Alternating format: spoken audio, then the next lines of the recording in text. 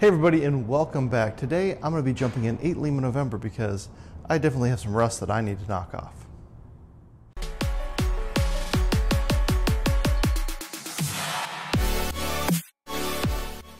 I've got a task to do. My goal this year was to actually knock out my instrument rating, and I've spent all of my time, or most of my time this year, flying this plane, 8 Lima November, to basically get all the requirements done for that rating. Unfortunately, this happened.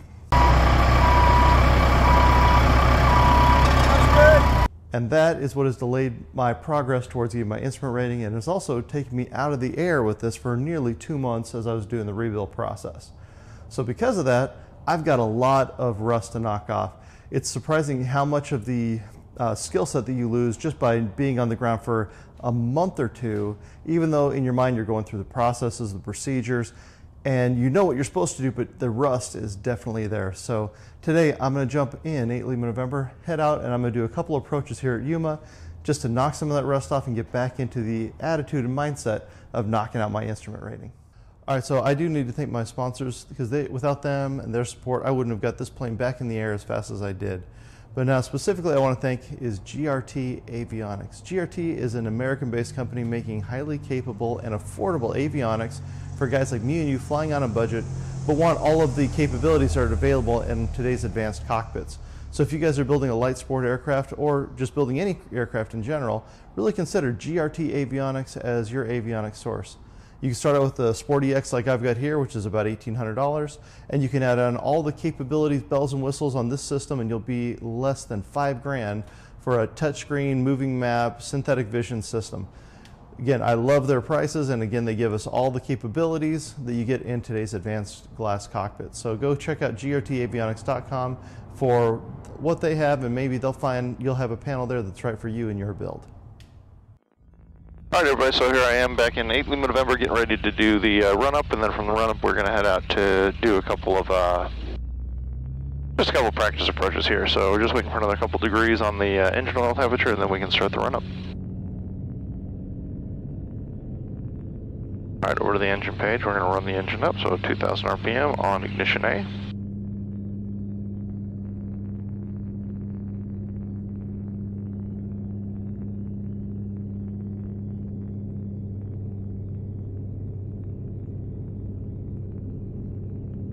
RPM, we're going to let it stabilize. Okay, car V check. Should see a decrease of about 60 to 70 RPM. That's 60, 70 RPM, and off to see the return.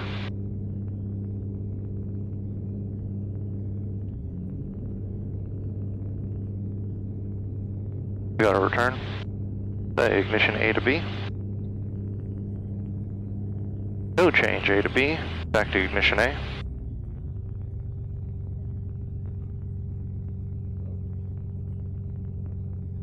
And everything's looking in the green. Reduce throttle to back to idle. Alright, go through the checklist. So for the checklist, engine oil temperature is over 110, which it was. Fuel oil pressure was below 60, as it was. Fuel pressure is above 1 psi. It is. CHT is above 200. We are above 200. Ignition was checked A to B. No change between the two. Heartbeat was checked. We shot a decrease in IFR and the decrease in our RPM. Return to idle. Set ignition to ignition A. Trim is set for takeoff. Controls are for encrypt. Canopy secured and latched. Is secured and latched.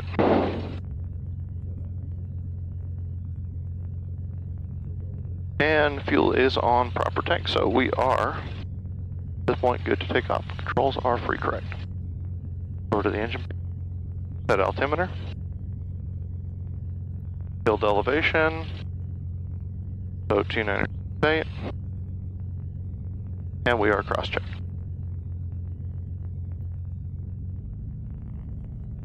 Summerton traffic, terminal 8 Lima November, taking off runway 35, Summerton.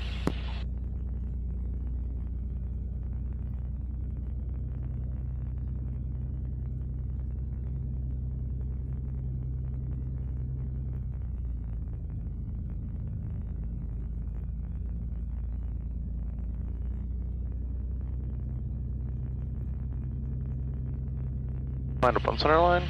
Now let's give it power. Full power's over. Tails up.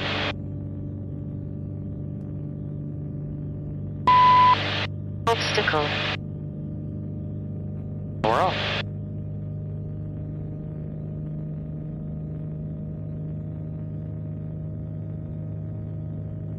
Everything's in the green.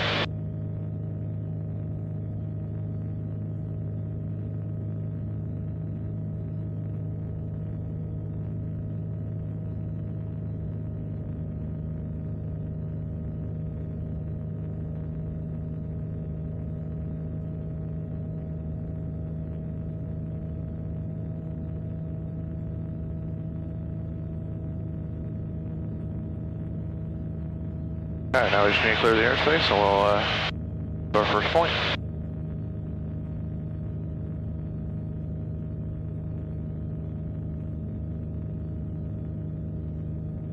Okay, 500 feet level off for pattern altitude.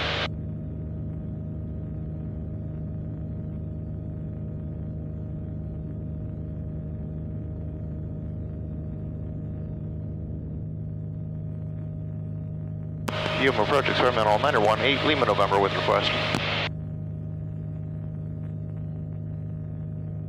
Experimental 918 Lima November, UM approach to request altimeter 2970. Alright, 2970, looking for flight following, planning to do a couple of VFR practice approaches.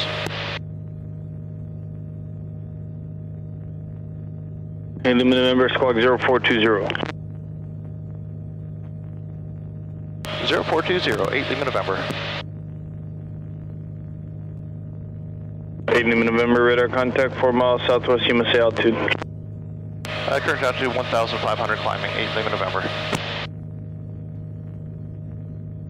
Roger, and say your approach request. Yeah, planning to do the DME to the ILS runway 21 right to a missed approach. Did you want that IFR or VFR conditions? I will do it in VFR conditions. Roger, VFR practice approach is approved, no separation services provided. Roger, 8 Lima November. So now I can go autopilot on. And we're going to go nav and altitude. Vertical autopilot is on. Hopefully we don't go into Mexico too much, which I don't think we will. Alright, so coming up on the Kovac intersection.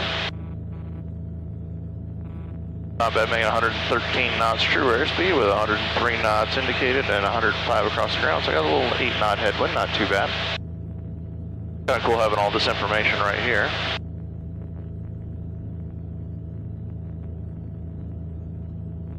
Oh, no ADS-B targets out this morning, so I basically got the airspace all to myself, which is also kind of really nice. Okay, so this should fly the entire DME. I think we'll come back and we're going to do the a hold at Bard and do the VOR 17. I think that's going to be our plan for the second approach we're going to do today.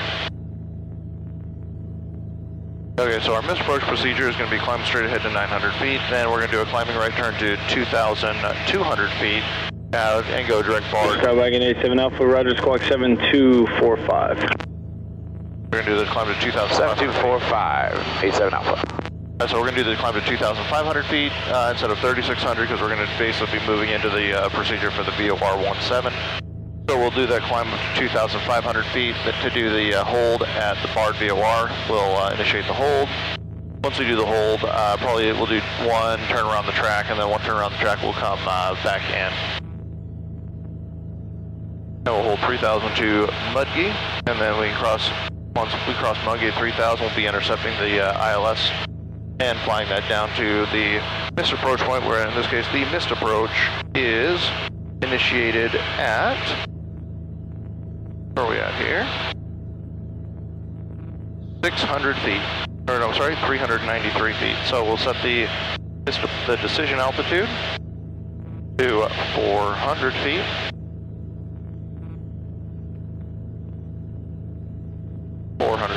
There we go. We got decision altitude set. So this will tell us that we're approaching the minimums, and then when we hit the minimums, we can look up and double check everything. Alright, and so when I hit D-home, I do need to make sure that I'm completely configured for landing.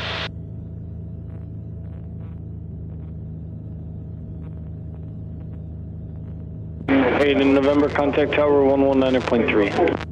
Over to tower 119.3, 8 Lima November. Adjust trim. Yuma Tower, experimental 918 Lima November, 3,000 feet with Foxtrot. Warrior 48787, Yuma Tower, make transfer 26 and report a 3-mile final. Straight in approach 26, report a 3-mile final, November 48787. November 9018, Lima November, Yuma Tower, report the final approach fix.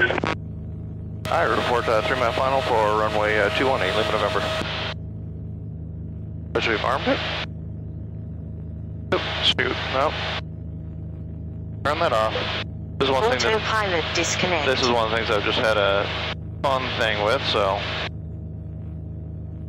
Off. GPS 1. And autopilot, nav and altitude. Alright. We gotta figure out how to make that work the way I think it should. So this is an example of why I wanted to practice in VFR conditions. I was caught off guard by what happened here with the nav radio, and basically what happened was that it picked up the ILS localizer and started taking me directly to the localizer as opposed to finishing up the procedure.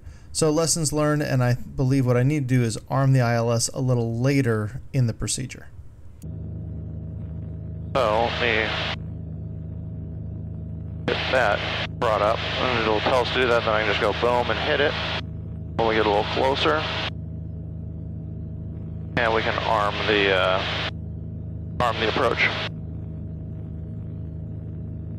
Because after we can use the GPS 2 mudgy and a little bit past it, but you have to be on the radio navigation once we cross the final approach fix. Which in this case, the final approach fix is should be D-home. Yep, D-home is the final approach fix. On glide missile band localizer. Approaching minimums.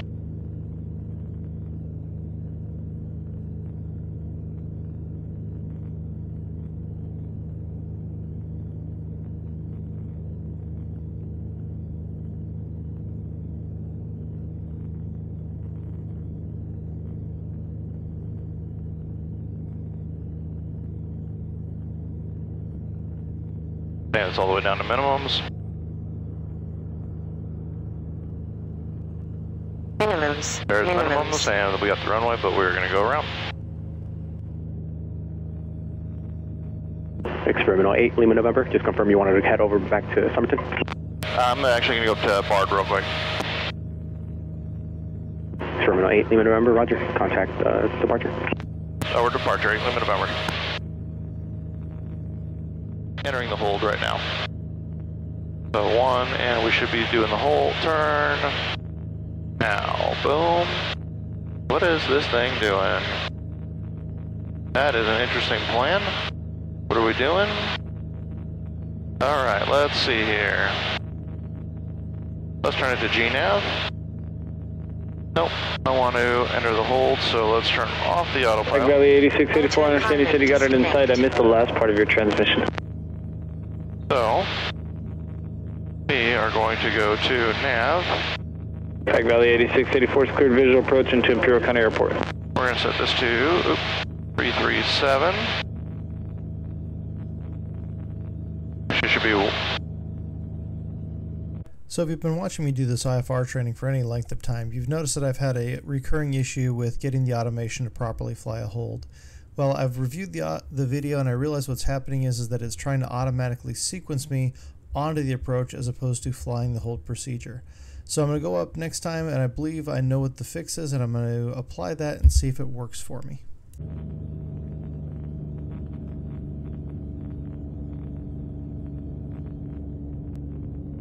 Now we'll set it now to 167. Watching where the VOR location is once we cross over. We will fly heading we'll fly track 167. Experimental 8 Lima November, contact tower now 119.3, good night. Alright, 119.3, 8 Lima November. Tower experimental 8 Lima November is crossing over the Bard VOR for the VOR 17 practice approach. Experimental 918, Lima November, Yuma Tower, report a 3-mile final. I report 3-mile final, 8 Lima November. And there's the miss. Lima Tower, good morning, Empire 8802, descending out of 2900, we're on the visual 21 right. Empire 8802, Yuma Tower, make straight and runway 2 and right, report a 5 mile final. Make straight and 2 and right, report a 5 mile final, Empire 8802.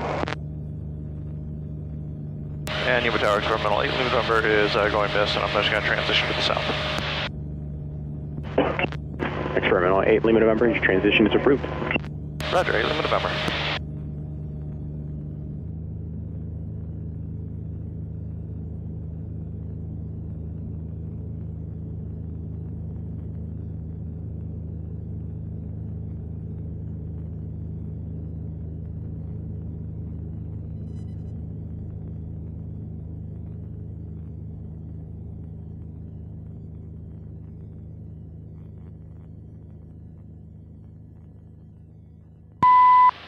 Obstacle. Not bad.